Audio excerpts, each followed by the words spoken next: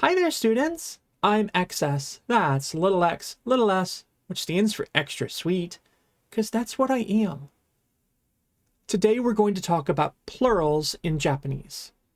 This is not an episode on DID/OSDD related terminology, though. No, we're going to talk about how you discuss a noun being more than one of that noun using Japanese grammar.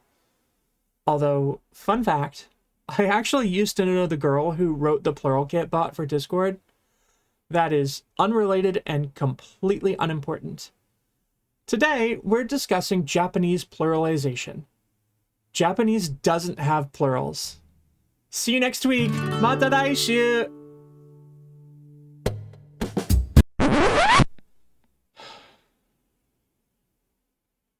Okay. I'll do an actual grammar lesson. So there's this misconception about Japanese. A lot of people will say that Japanese doesn't have plurals at all, and that's just not true. Not really, anyway. It's more complicated than that. Let me show you some examples, and we'll discuss the facts. Puppy kohai wa chocolate keiki ga arimasu. That means puppy kohai has chocolate cake. Aw, good for you, buddy. Okay, so what about this then? Oh, puppy kohai, you're gonna get a tummy ache.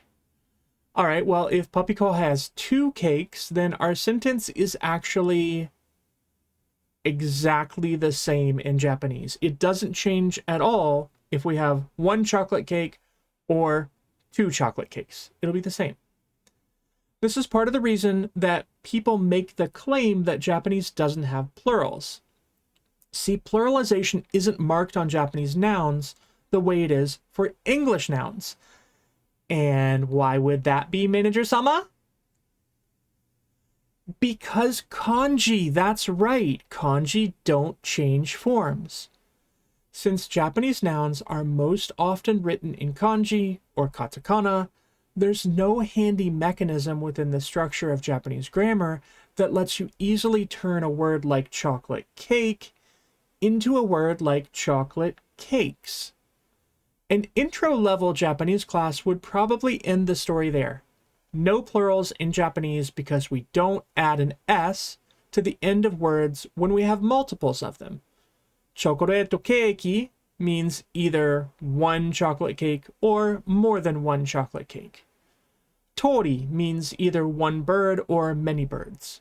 Computer means either one computer or many computers, etc., etc.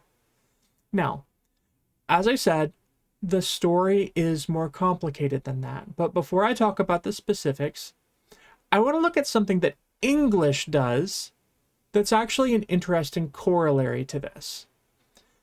See this sentence? Puppy kohai likes scary stories. In Japanese, puppy kohai wa kowai hanashi ga suki desu. But in English, can we have a sentence like this one? Puppy kohai likes scary story. No, that's wrong, isn't it? And we can tell that it's wrong immediately when we hear it. We can judge it as wrong as native speakers because we automatically know that that sentence should not be puppy kohai likes scary story. It should be puppy kohai likes scary stories. And that's because when we have a sentence like someone likes something in English, the something is actually abstracted. It's talking about pretty much any and all scary stories versus a sentence like this. Puppy kohai likes this scary story, or in Japanese, puppy kohai wa kono kowai hanashi ga suki desu. When we're talking about a specific individual thing in English, we're going to use this form that seems like it's the singular, but for Japanese that doesn't matter because kowai hanashi is already both plural and singular, whether or not we're discussing a specific scary story or all scary stories ever. So, how does Japanese deal with pluralization then?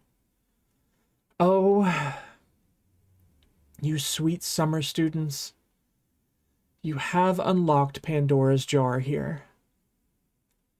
In order to discuss multiples of things, Japanese uses a system of quantifying counterwords that are, in a word, complicated.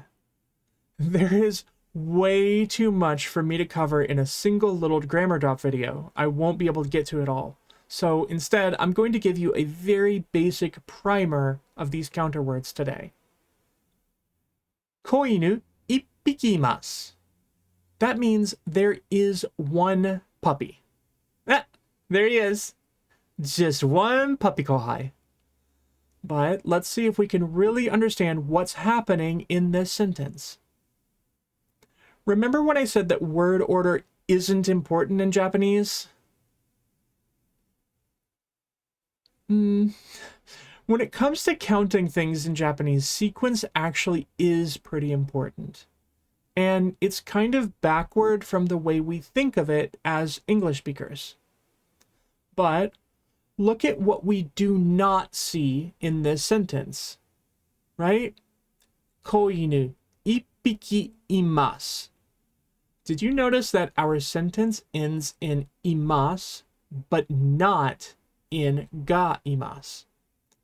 The counter word, which is hiki here, is actually sitting in the place where we might otherwise expect the particle to be. It's one of a handful of cases in Japanese where our particle will get eaten by another grammatical pattern. Let's look at another quick example using a different counter word. Ichigo nikko arimasu. In English, I would say something like, I have 2 strawberries, but in Japanese, you would phrase that sentence as strawberries, the number 2, your counter word, and the verb to have. Again, notice we don't have or need a particle in this case. I know that strawberries to counter word have really sounds like a jumble to our ears, but I think you'll get it with time. It just takes practice to get this sequencing right, because what you want is the noun, the number, and the counter word. Noun, number, counter. Noun, number, counter. The important thing to understand about the sequencing is that we're naming the object before we're giving the number of that object that we can have. Japanese counterwords are, I believe the best word to describe them would be multitudinous. There are so many. There are actually entire Japanese dictionaries that exist just for counterwords. But actually, that shouldn't be terribly surprising to us, because we actually do have something that's weirdly similar in English, don't we? You might buy a can or a bottle of soda, and that's a counter for numbers of sodas. Pizza comes in numbers of slices.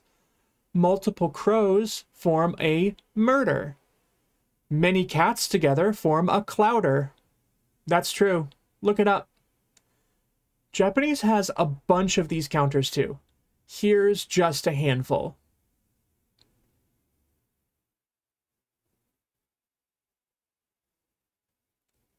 See? I told you. Way too many for me to cover all of them in just one lesson. But the point that I wanted to make is that the claim that Japanese doesn't have plurals at all is just, it's a bit more complicated than we really might want to believe. For instance, even though we don't use anything like the suffix s that we have in English in order to turn one car into multiple cars, Japanese actually does have a pluralizing suffix. And that's used for people and sometimes for animals.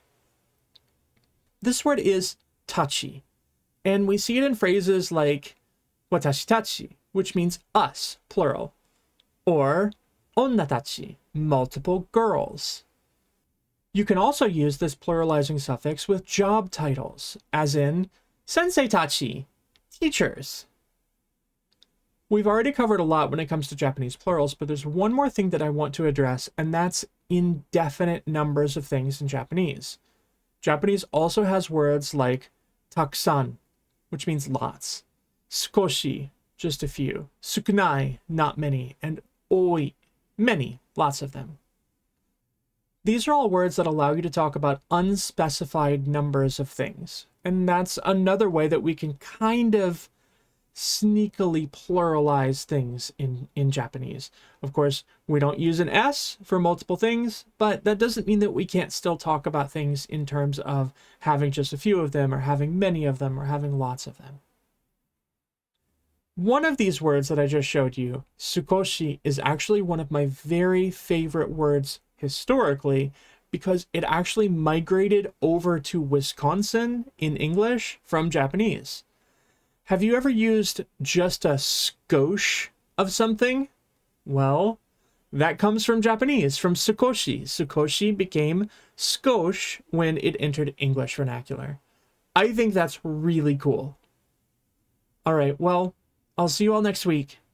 Mata laishu!